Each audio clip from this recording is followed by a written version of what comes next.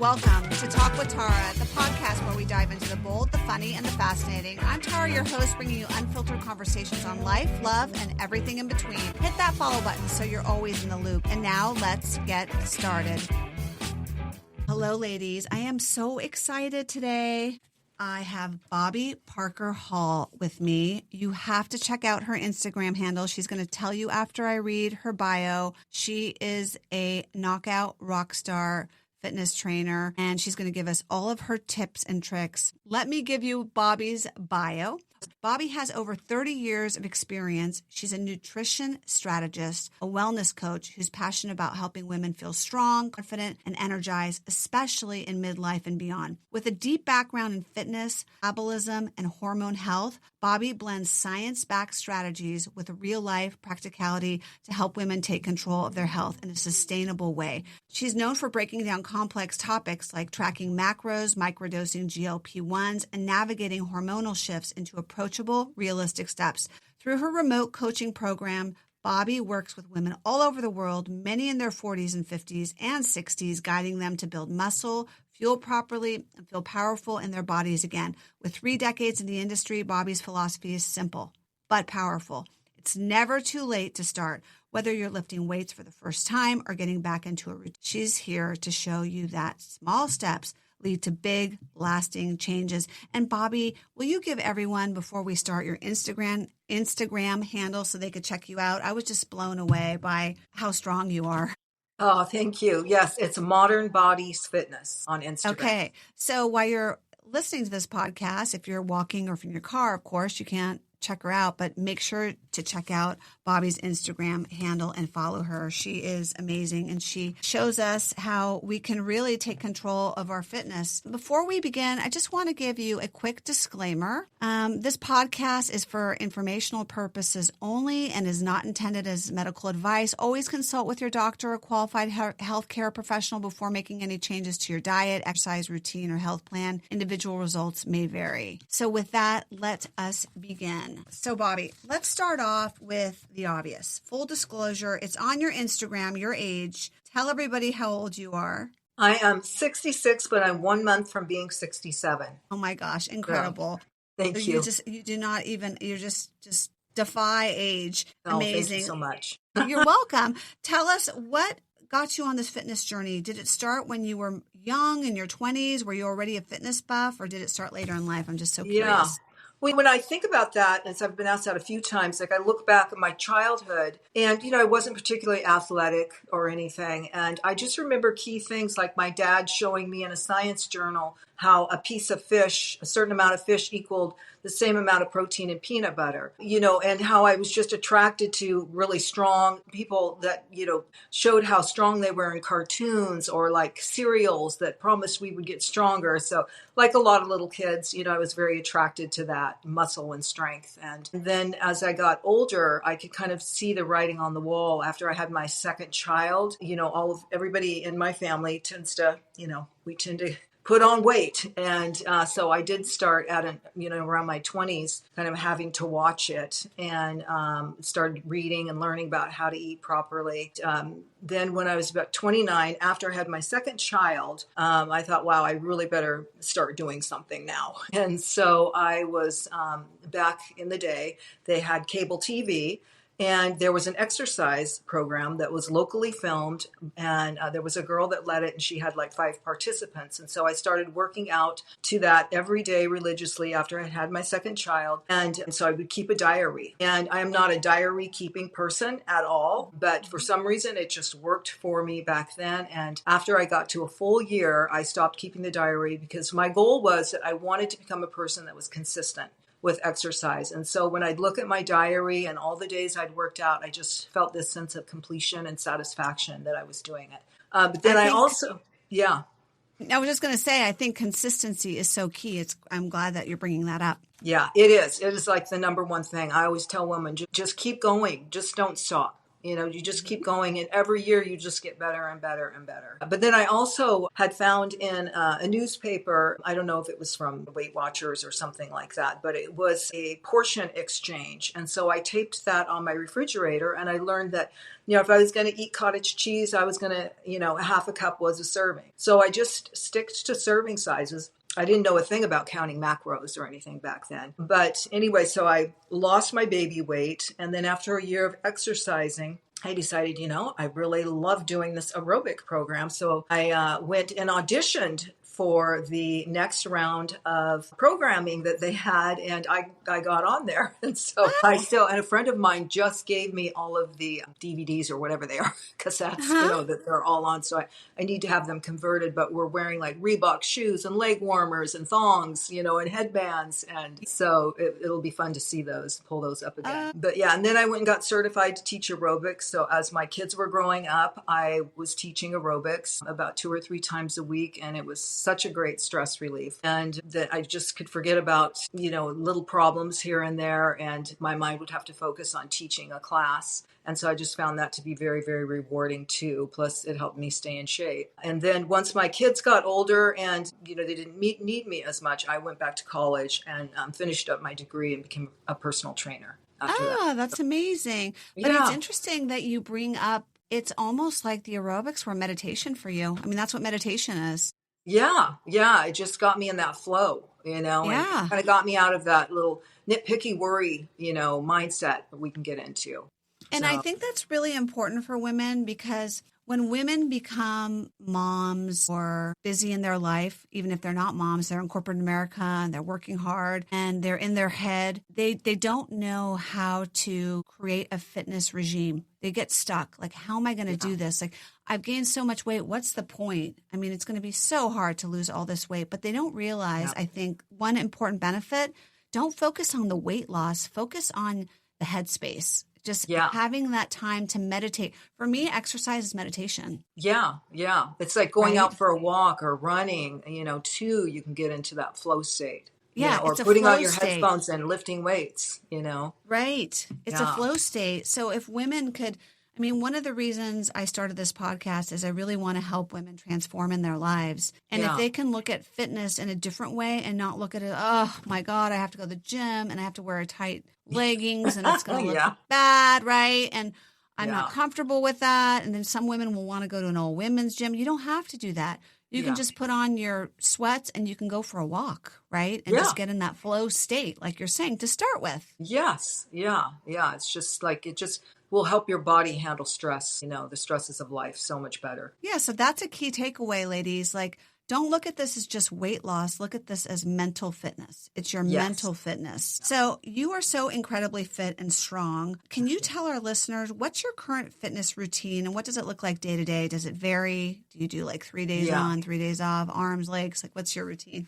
I am so busy lately. The last couple of years, I feel like, I'm just barely getting in my workout. But I do, I have to say, at least get in 4 days a week. So I really want to do more. But lately, it's been hit and miss. But when I was really in my building phase, I've built up so much muscle. And so that can help you kind of carry through some of the rough times when you're not as consistent as you usually are. So, but usually I love 3 to 4 days of lifting weights. I find that is plenty. And it doesn't have to be long. Like when I was doing bikini competitions, I'd be in the gym for an hour and a half and I was very focused and very driven. And I think there is definitely a time and a purpose for that for everybody. Like get in a 12, 16 week, 3 months stretch where you're really focused and you're just hammering it out and you're dialing in your macros and you're really consistent and putting on muscle. So there is definitely, there's a time for that. And right now I'm kind of on a little bit of a cruise motion. So I'm not as, hitting it as hard. But so I'd have to say, 3 to 4, I feel good if I get 3 to 4 days, 45 minutes to an hour of lifting. Okay. That's what I was going to say. So you lift, you don't do the cardio during that time. It's just weightlifting? No, I just weight lift. I try and get in a couple of walks a week. Okay. I love getting in the steps and stuff, but I don't always have time to do make the time. Okay. Wow. And you're able, are you genetically gifted because you have such a lean body and you don't do that much cardio? Yeah, I am not genetically gifted at all. I've just figured out how to Wow. crack my code. Oh, wow. That's so interesting. Okay, you're talking about macros. To be honest, I am a fitness. Working out, like I said, is more like I remember when I used to be married and my ex would be like, you need to go to the gym. Yeah. And not because I was needed to lose weight, because my brain, like he knew I was just like wound Okay. tight, go to the gym. So I didn't really know anything I knew about calorie counting in my Fitbit. If I ever want to lose weight, I plug in everything I eat. And now in Fitbit, they have this section that says macros. So Yeah. people are talking macros. Not everybody knows what macros are. Can you tell our listeners what are macros and how do we track them? Do we use an app? Like, what's your Yes. recommendation? Yeah, yeah. I always recommend using an app. Like I use MyFitnessPal. There are a lot of other apps out there too now that I'm just used to MyFitnessPal, and I know how to use it and I know how to help clients use it. But there are some other great apps out there too that will even start tracking your minerals and stuff like that. Wow. So. But MyFitnessPal is very, very simple. I will say don't pay any attention to the recommended macros they give you. Yeah, the protein's always going to be way low. Oh, the Yeah. proteins are low. Okay, well, tell Yeah. people what macros are. So it's Yes. pretty simple, right? Yeah. So macros are just your larger macronutrients, they're like your proteins, your carbohydrates, and your fats. And then there's micronutrients that are like your minerals, and your supplements and, all the little things that we count. But mostly you want Okay. to focus on like your macronutrients. So your proteins, Okay. your carbs, and your fats. And that can be really overwhelming to people. So I just have people like just start by eating enough protein. So say you Okay. weigh and this is just a very simplistic way of doing it. Say you weigh 160 and you want to weigh 140. Okay. So then you just figure out, okay, so I'm going to eat 140 grams of protein. So it's 1 gram Okay. of protein per pound of body weight is kind of the average. Now, that can be a lot for women to consume right in the Uh-huh. beginning. So sometimes I'll start people at like zero point 0.8. And so maybe just like we'll take them down to like 125 or 120 grams of protein and then slowly build up. It's a lot to digest right away if you haven't eaten protein at every meal. So you got to So give your time. protein's really important. Very important. It's the most important macronutrient. Can you tell us why? It's the thing that's going to help you build muscle. It's also very dense, so you're going to burn more calories just to process it and digest it. Oh, uh-huh. And it's the building blocks to all of muscle and repair Wow. after So working what out. kind of proteins do you eat? I mean, oh my God, I can't imagine eating that much protein. Sometimes I'm like, oh, I don't Yeah. even want to eat my chicken. Yeah, I know. The key is like finding ways that it tastes good for you. So, because, Right? let's face it, just plain old chicken breast is not good. I like to use like really good like sea salts, really good flavorings, or there's just so many ways now to cook it so that you can even like put some, like make your own chicken nuggets, with a little bit of healthy breading on it and then dip it in like a Primal Kitchen sauce. Right. That's low sugar and Okay. is made for people that are trying to watch, their caloric intake and stuff. So it's going to be low calorie, low fat, and it's Okay. going to make your protein taste good. Okay. What other proteins do you like? I love salmons are good. I eat a lot of steak. Oh, really? I don't eat any red meat. Maybe I should introduce red meat into my diet. Yes, I eat a lot. I'm not all day long, but I at least, 4 or 5 times a week. I do. I'll eat a Okay. small tenderloin because I digest it really well. It satisfies me. I love it. I just put some sea salt on it and cook it up and love it. It's What delicious. about heart health for meat? Is tenderloin maybe a leaner meat? Tenderloin's a little bit leaner. It doesn't have a Okay. lot of fat. It's not the leanest, but top Okay. sirloin is going to be your leanest. But it's kind of a trade-off for, what you like. So I don't like Okay. a tough meat and I'm not that great at cooking it. But, Right. sometimes if you cook things like for a couple hours, it's going to break it down. So it's a lot more tender to Okay. digest and to chew up and stuff. So, Bobby, but give us an example. What would be 130 or whatever? Did you say 160 No, like grams? 120 grams. Okay. So What would that be? Like, give me an yeah. idea. Yeah, so you could start your morning out, okay, Uh-huh. with like You could do 2 whole eggs and about 3 egg whites. Then you could do maybe 1 or 2 pieces of lean turkey bacon, and that should get you around 35 grams of protein. Then Okay. for a snack, you could have some Greek yogurt, some non-fat Greek yogurt, about 6 ounces. You could put like a half a scoop of protein powder in it, mix it up. Okay. That's going to give you about another 35 grams of protein. And then for lunch, you could have like a half a chicken breast, shred it up really tender, put it on a taco salad. You could use salsa. You could use like a little bit of low-fat dressing, that doesn't have a bunch of junk in it. But that's, there's so many Wow. healthy dressings out there now. Right. And I Right. always add like a little bit of lemon juice in my salad dressing, and then it makes that fatty salad dressing go a little bit further, like a Caesar salad or something. Yeah. And then you could have, say, for a snack, you could do like a protein drink. You could do a protein bar that's low sugar. So that could give you another 20. Which protein bars do you like? I do like Quest bars as long as they don't have the sucralose in them. Now they're starting to Okay. make them without the sucralose. I like. What about those RX bars? Too sugary? No, as long as you just look for the sugar grams. So as long as you Okay. stay under about 10 grams of sugar in a Okay. protein bar, 10 to 8. Okay. So, but I have a sweet tooth, so I love that. Or you could have, also you could do some type of a nut butter. That's going to be more Oh, fat. okay. Yeah. Yeah.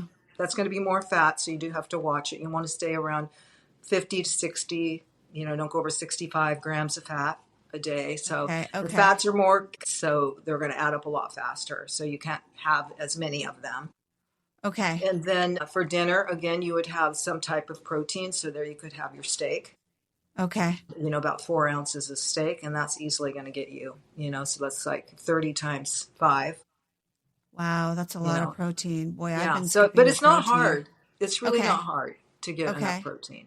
Okay. So, yeah. And stay away from fats. Keep them at the low end of the pyramid, the top of the pyramid. Basically, if we were to look at a pyramid, I guess the protein would be at the bottom at our age. And then Carbs in the middle. Carbs in the middle. Now, I love carbs. Yeah. Oh my God, I love carbs. What do you do? Like, do you Yeah, love and carbs? carbs are not the enemy. So you just Okay. have to make sure that you eat complex carbs. Or in your fruits and your vegetables, we need the fiber. So fiber is going to help you digest. It's going to slow down fiber is like a GLP, a glucose lowering peptide. So you were mentioning complex carbohydrates. Can you give us examples of complex carbohydrates like bread? I love sourdough bread. Does that mean I can't eat sourdough bread?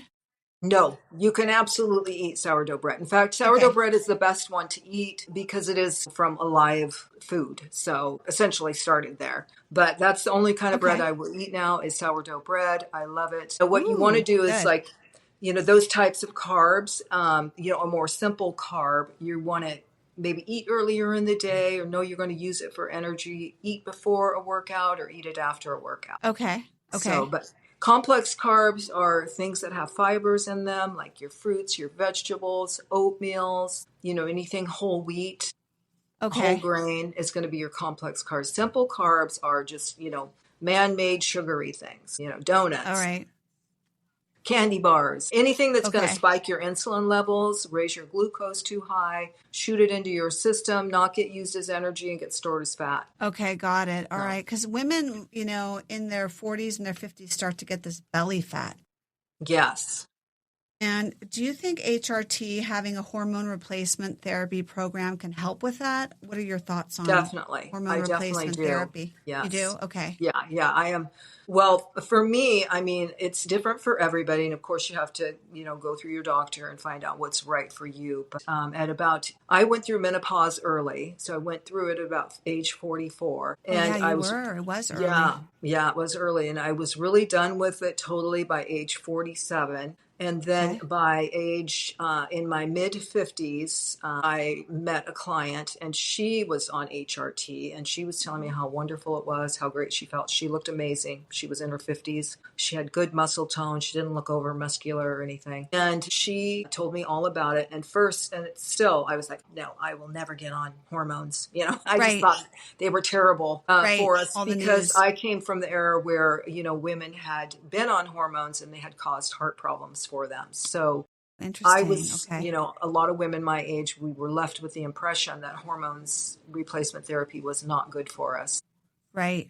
But I started having problems where my bladder was pushing into my vagina, and it was Right. it was painful. Sex was painful. And so right about that time, I decided, I'm going to go see her doctor. Plus, I was not sleeping at night at all well. And Oh, that's the biggest gosh. ager of all. Right. And the minute he got my hormones straightened out, everything went away. I've never had problems since. So Wow. yeah, yeah. So Amazing. and it still works to this day for me. So And it helps with bone density. it helps with bone density. And Yeah. Yeah. so, Our bone density. Okay. Well, that's really wonderful. I love hearing that. yeah, Tell us about how we can microdose GLP-1s. GLP-1s. Now, yeah, I told some friends, I was bragging. I said, oh, you yeah, have to see who my next guest is. I was with a group of yeah, women. Look at this amazing lady. And they were like, wow. And I said, oh, she's going to talk about microdosing GLP-1s. And they all said, what are GLP-1s? yeah, They didn't know. I yeah, know because I've had so many guests that are mhm, like naturopaths and they yeah, offer them in their clinics. And so I know what they are. So if you could just kind of give a quick, yeah, yeah. So definition. it's a glucose lowering peptide. That's what GLP stands for. And peptides are just molecules that perform a certain function in your body that your body already performs. And so peptides, so for example, like NAD peptide, and I'll get to the GLP too. But NAD is something when we're young and we're full of energy and we're running around, we never get tired, we're just running, running, running. That's because all the NAD is going through our body and we're young and everything's working great. And our energy systems are working right, the way the ATP works and, the Krebs cycle and all of that. So as we age, that gets a little more rusty. So Okay. when you replace NAD and use other peptides, it's just like retreading the tires on your car. So peptides are not like steroids where they force an action on your body, but they work with your body to Okay. produce an action that your body already does. And they kind of up level it a little bit. So Kind of it's just, like a serotonin uptake.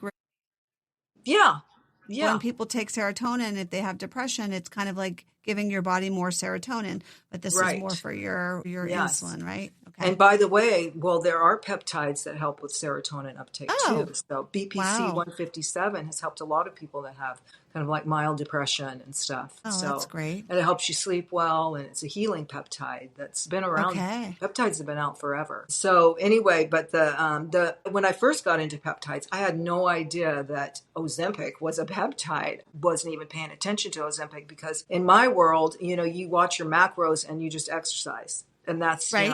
that's what you did. But up until about 2 years ago, when I started looking into peptides, I found out that Ozempic was a peptide. And so I looked at, Manjaro. yeah, and Manjaro too. Manjaro. Yeah. And Okay. now there's Retratidate too. Okay. That's recently been approved. So, but anyway, I was aged like 65, 66. I was struggling a little bit with with like belly bloat and having some arthritis, inflammation. And so I did talk to my doctor, and she is very, very forward thinking doctor. And so Wonderful. she agreed we could start microdosing. And so I did and got down to right away. It was easy to just shut off that last 7, 8 pounds that, I usually, when I was doing bikini competitions, you have to get pretty shredded. It's like Right. a level you're not going to stay at, Right. but and I could not get down there again Yeah. at all. Everything I did, I just, it wasn't working. I couldn't lose that last 10 pounds. And then Oh, finally, frustrating. yeah, I discovered the microdosing, the GLP. It helped my gut health. It Oh, helped wow. just lose that bloat. Like you can see it in some of my before and after pictures. It's not that I needed to lose that, I just was tired of No, the bloat. yeah. So, Yeah. Yeah. So what is the difference between microdosing and a regular dosage? So for yeah, example, I interviewed Dr. Lisa Brent. She's a naturopath, but she offers GLP-1s. And where I live, like so many people go to her. She's amazing. And she awesome. does HRT and they're compounded. So they're compounded Yes, yeah, from a compounded pharmacy. yeah, But she has a nutritionist at her practice and they do the shots, but it's not microdose. I think it's the whole thing, like the yeah. whole dose. So how do you microdose? Yeah, so microdose is just like, so say the full dose for like Monjaro is when you start beginning, it's 2.5 was the recommended dose you would get from your doctor. So a microdose is about a quarter or an eighth of that. Okay. So you start, and you can do it once or twice a week, just depending. Everybody's saturation levels are different. So that's what you can work with your doctor with to kind of figure out what is your saturation level. So, and do you think a regular doctor would do this, or you have to go to one of these like a naturopath like I do? Yeah, I have a telehealth company that I refer my clients to, that I coach them, and then the telehealth company provides the doctor and the doctor's approval and stuff like that. But, it's not, I get calls all the time from women saying that their doctor won't give it to them. And they're like 40, 50 pounds overweight, or for some reason that's not really, they think, a legitimate reason. And so they want to look further into it. So, yeah, it's still, there's still a lot of education out there that has to happen. But they do say within the next 5 years, over 70% of people will be using some type of peptide. Okay. And that it is really the future of functional medicine. Oh, gosh. Well, I'm going to go and ask about it now that I know. I didn't know. Yeah. I didn't know about microdosing until I saw your Instagram handle.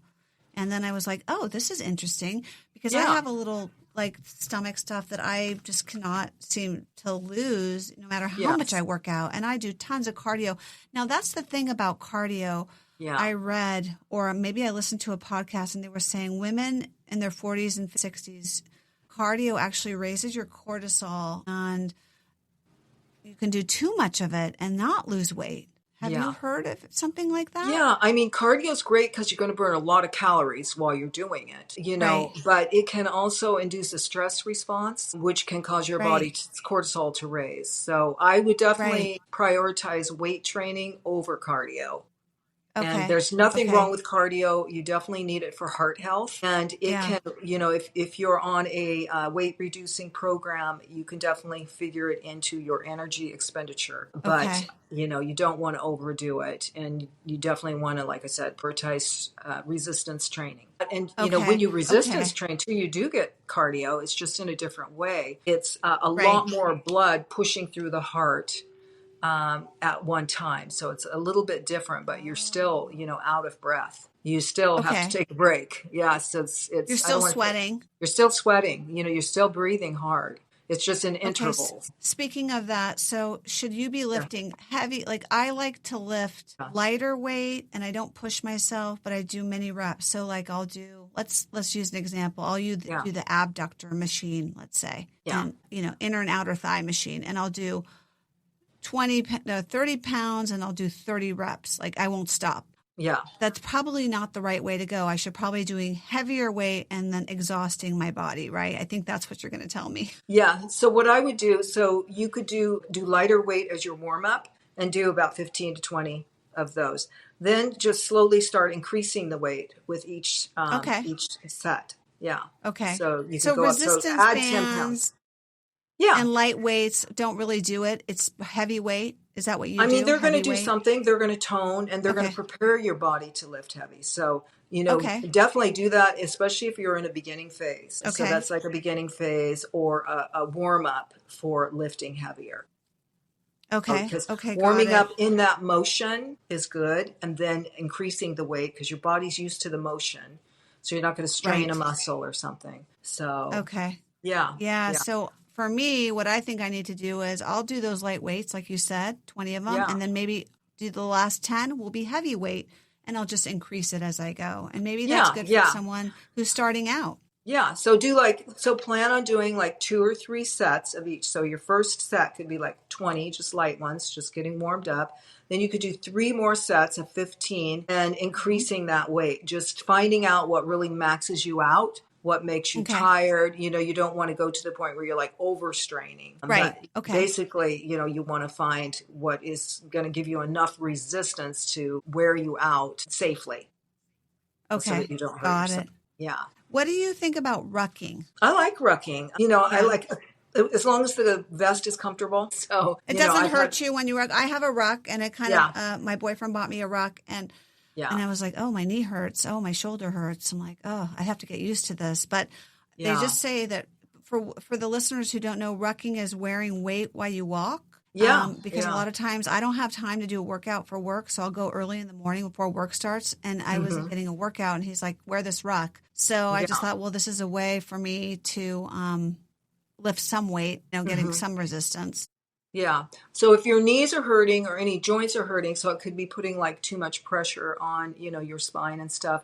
Also, I found like when I hear people complain about knees hurting, they either need new tennis shoes or you need Oh, to okay. foam roll and stretch. So I Okay. always have Foam people roll. do a little stretch test. Okay. So, there's a couple stretches I'll have people do or get on the foam roller, get back up, do the same exercise again. If it doesn't hurt, well, it's muscular. So it means you need Okay. to stretch and foam roll. If it Okay. hurts, and keeps hurting, there may be something else. But also, strengthening glutes are your biggest weapon against knees taking on too much pressure. And then Yeah.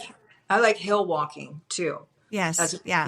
as opposed to rucking. Like kind of work Yeah. up to it. Like I if like you hill want to, walking too. yeah. Hill Yeah. That, walking's that good make because it it gets your is. glutes and yeah, it's Oh, it great. does get your glutes. Oh, okay, good. Get I your do a lot of hill glutes. walking. Okay. Yeah. What about Yes. stairs, outside stairs? Those are good too. Love it. Love it. Running Okay. Oh, good. upstairs and walking down. Yeah, I every mean, other step. Bobby, you're so great. I mean, your clients must love you. You're such a wealth of knowledge. I have a good Now, relationship with all my clients.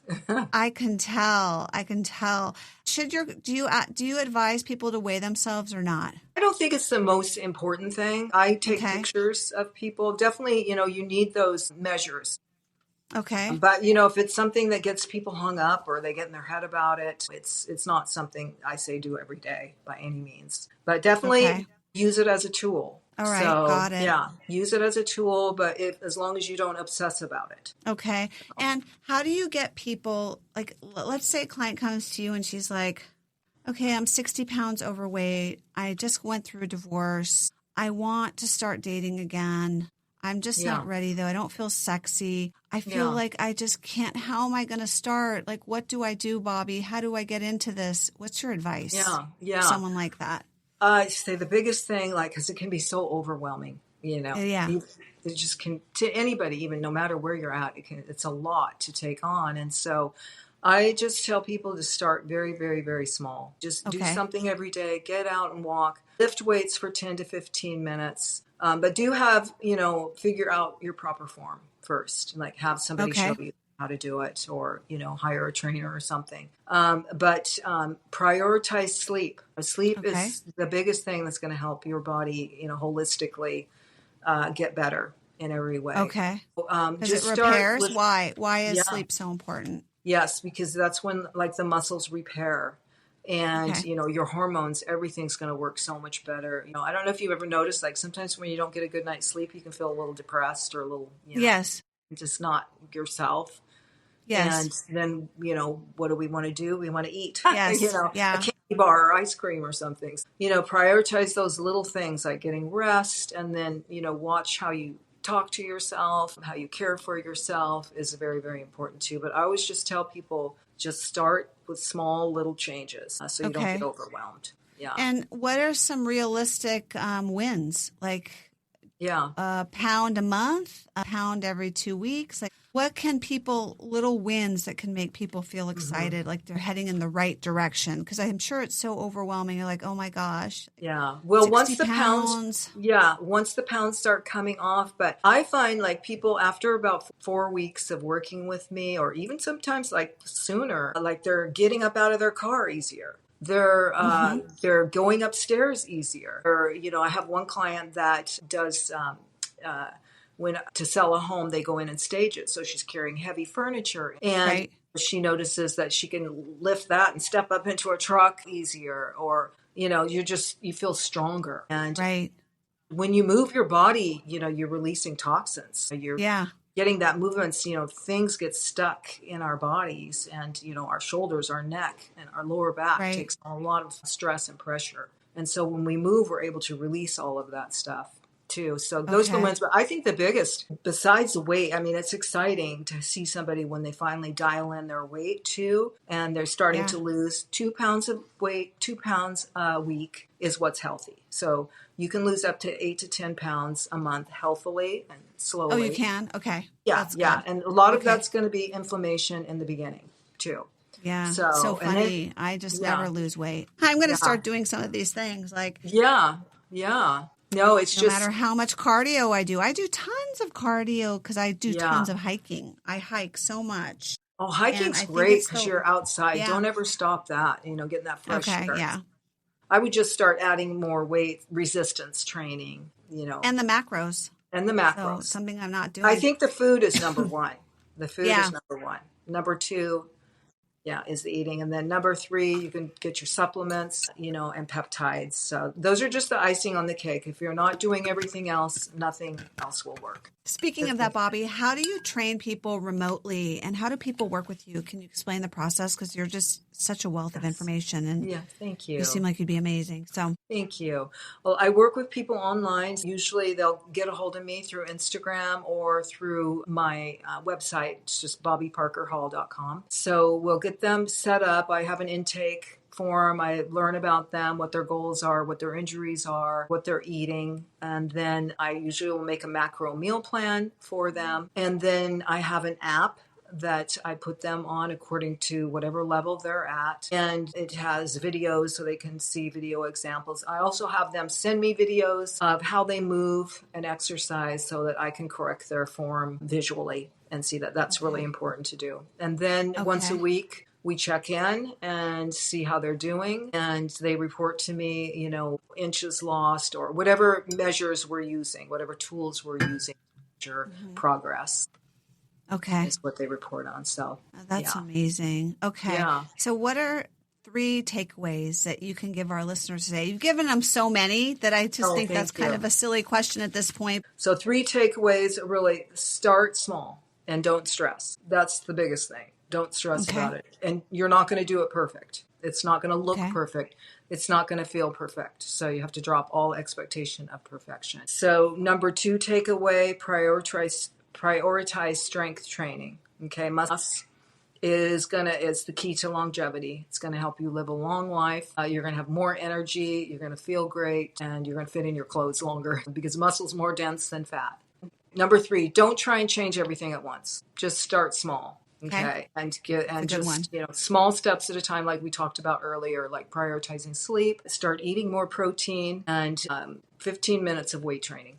Just get something in, get a walk in, get outside. Something in. Just do small steps, ladies. Small steps. And before we wrap up, and I'm going to put all your information in the show notes, so don't worry about it, folks. If you didn't get it when Bobbi mentioned it, or you didn't get her Instagram handle, it'll be in the show notes. But before we wrap up, I have one last question for you. Yes. What are some supplements that you just really think are game changers? Like, do you take magnesium? Like, what are some things that you can recommend? Yes. Yeah, I definitely think minerals are important. But if we're talking about working out, I really love creatine. Okay, creatine. Yes. Yeah. If you don't feel like working out, I have these creatine gummies that I take, and I give them to my clients too. Huh? Creatine you can take during, before a workout, or after. So a lot of people suggest different things, but I like it before and during your workout because it gives you endurance. When you feel good, when you're working out, you're motivated to keep working out, and your muscles won't tire as soon. So you'll get a really great workout. Okay. So you can walk into the gym and just be like, oh, I don't really want to do this. And then you take your creatine. You're like, yeah, I want it. It switches something in the brain too for me. And I see it happening in my clients too. Yeah. So I can give you a link to the best creatine gummies, I think too. And they are very handy. You just stick them in your gym bag or keep them in your car. You take 3 of them. 0.5 is a regular dose, but I even take under that. I don't like the bloat that creatine can give you sometimes. So I get no bloat from this creatine. So that's why I love these. Oh, great. So, please send the link. I would love to add that to the show notes. Okay, great. Well, Bobbi, this has been amazing. Thank you for being my guest on my show. I'm sure my listeners will love this episode, and I'm just going to keep following you. You're my role model. Oh, thank you so much. It's a pleasure being here. I love talking with you. Thank you so much. Yeah. Okay. Thanks for listening to Talk with Tara. If you love today's episode, please follow the show and share it with a friend. Stay tuned. There's so much more to talk about. See you next time.